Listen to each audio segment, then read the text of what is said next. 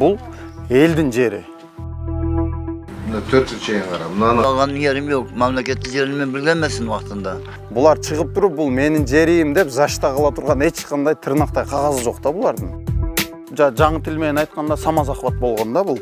Мынакей бир бурчу бул. Ноокендин Шайдан айыл өкмөтү өз жерине өзү ээлик кыла албай жерин талашып соттошууда. Бирдик айылындагы дээрлик 27 сотуктай муниципалдык жерди өз билемдик менен 3 адам мыйзамсыз ээлеп алган. Жер негизи ген планда балдар ойноочу аянтчага каралган. Элдин жерин саналуу эле адамдар мыйзамсыз ээлеп жатат деген тургундар биздин редакцияга кайрылышты.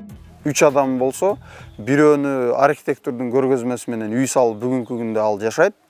Экөө өздөрү ээлеп, азыр бүгүнкү күндө уже булар менчик катарында кылып алган.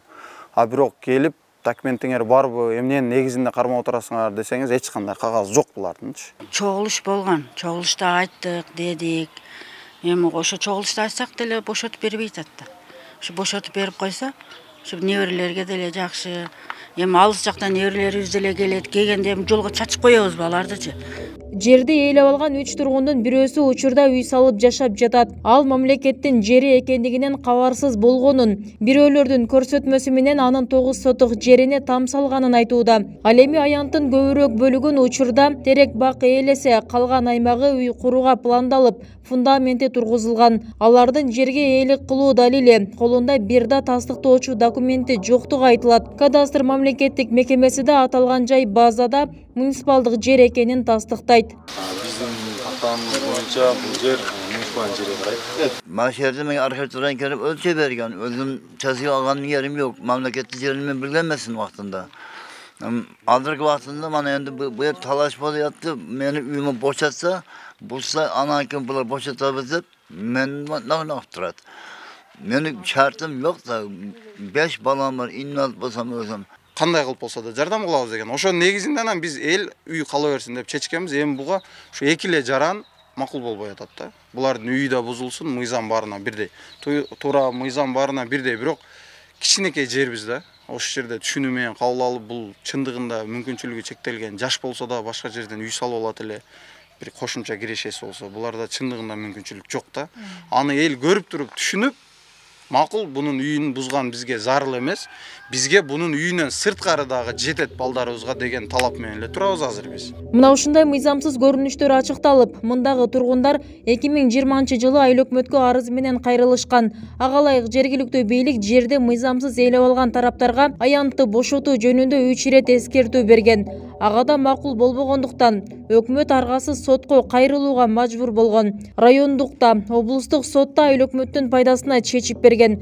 Тараптардын апелляциялык даттануусу менен иш процесс ушул тапта жогорку сотто каралууда. Рахманов Т. Рахманова менен Т. Асанов жогорку сотто кассациялык даттануу менен кайрылган. Буквально 12 сентябрь күнү саат 9-га ишти кароо болот.